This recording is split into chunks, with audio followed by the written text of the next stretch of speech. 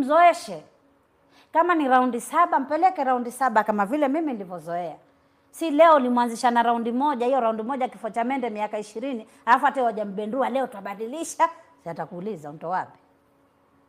Si atakuuliza.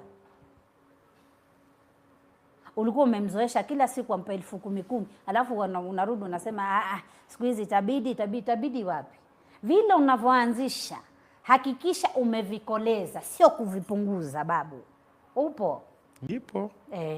Hakikisha. I love you ya kumaanisha, si I love you tu. Ya kumaanisha.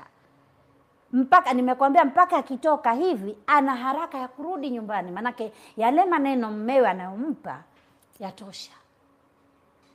Na ndio maana kama sijaenda mahali mimi na mume wangu hatutoki chumbani.